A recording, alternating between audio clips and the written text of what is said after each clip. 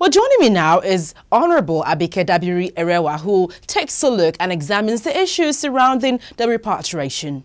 Honorable Abike Dabiri-Erewa, you're welcome to the program. Thank you and good evening. You saw the report of Nigerians who were, some people say deported, some people say returned from Niger for reasons, of course, that are very obvious. The Boko Haram attacks, among other things. What really is your perspective on that return?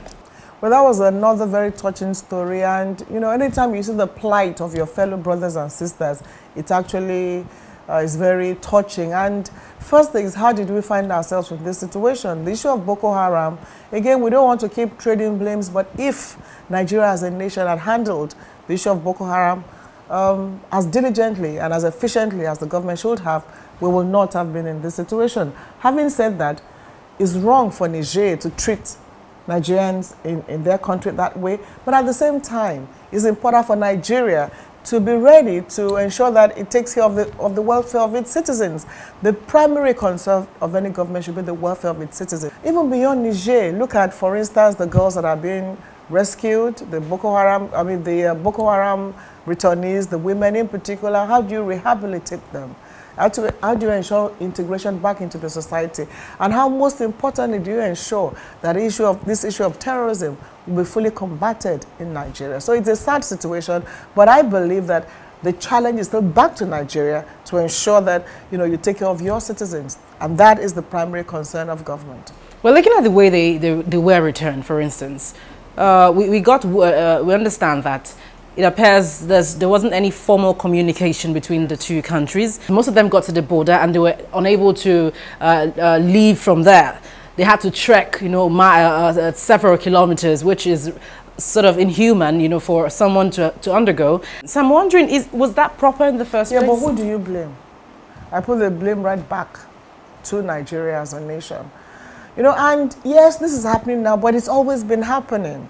When you look at the issue, even the issue of migrants walking, going through the desert, Niger, Chad, to Libya, Morocco, to cross the Europe, it's always been happening. If you pass through the Sahara Desert and see many people dying, a lot of them are Nigerians. I believe that we should pay more attention to the issue of Nigerians living in droves. Yes, this is a particular situation. We have the issue of Boko Haram. We have some Nigerians fleeing their own country to another country, running away from Boko Haram, and they got to the border and they were turned back.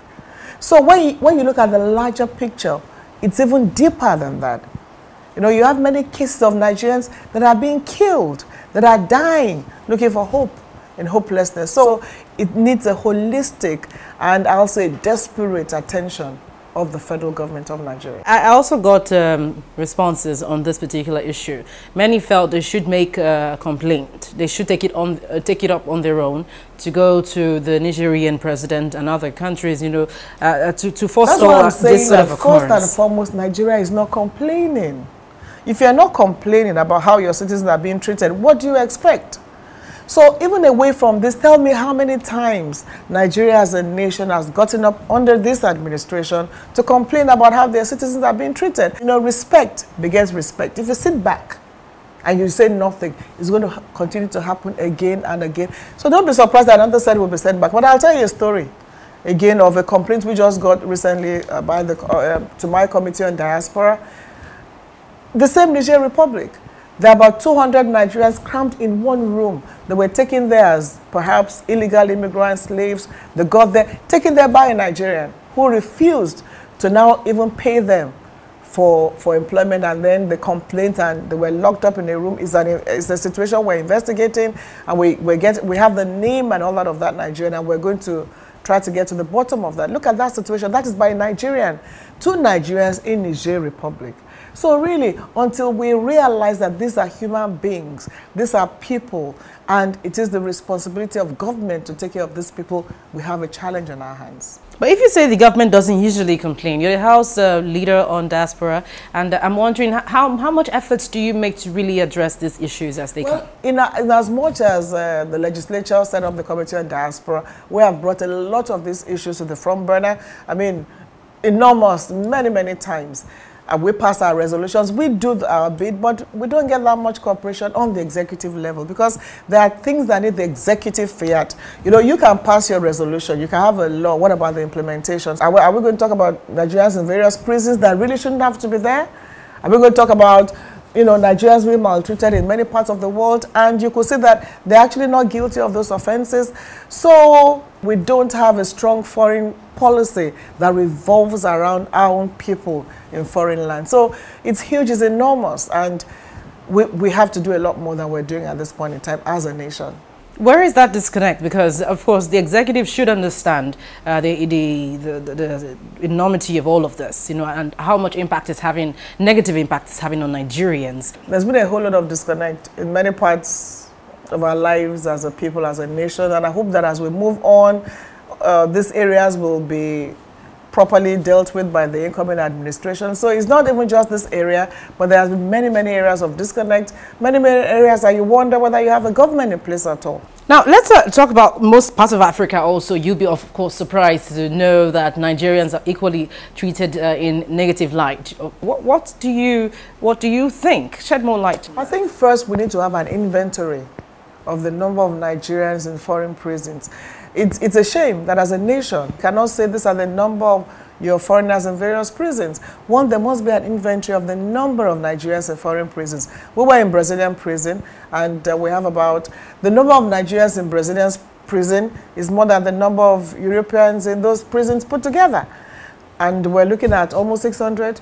India, about 578. It could have been more now. I'm talking of about 2 years ago. These are places we visited. South Africa, next to Zimbabweans, the largest number of Nigerians in those prisons are South Africans.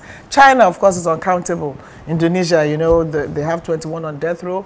Some have been killed. More are likely to be killed because I don't see the president reneging on his decision to kill people for drugs in his country, and it goes on and on. So, but what we also discovered in some of these prisons, some of them don't have to be there. And when we visited, we intervened in a few cases and solved the problems right there in the prisons.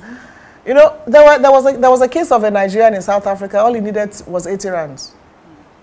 And he'd been there for 6 months. So working with the embassy in South Africa, we worked together and solved some of these problems. And of course, the Nigerian associations in a place like South Africa, we all worked together and were able to deal with some of these issues. So one, there has to be perhaps regular visits to these prisons so that those that don't need to be there really should be let up. But if you commit a crime, you must pay for it and you must be punished for it. In Africa, it's amazing. Ordinary Togo, you'd be surprised the number of Nigerians we have in prisons in Togo, Benin, and the number of complaints and all that we get. So really, one is how many do we have? What are the offenses? What are those Nigeria can intervene in? When we were in Brazil, we were told that we should have signed a treaty since 2008, and Nigeria said nothing till today. Nigeria said nothing. So it was like if you have a bilateral, if you have a treaty, they can say, okay, we send your prisoners back. And you did that, but Nigeria said nothing. So really, it's baffling, but that is the reality of the situation of governance in Nigeria today. All right, hold on with that thought. We're still with the Chairman, House Committee on Diaspora, Honorable Abike Dabiri-Erewa. We'll come back on Nigerians in the diaspora. Stay with us. I like words to express my own feelings, like any other person of you here. We've seen the situation in which these people are brought. They are now under our custody. Together with you, we shall give them the dignity it takes to be a Nigerian. So we know that this group is a different, their needs may be different, but they are not needs that the camp, the setup that we have in the camp already cannot handle.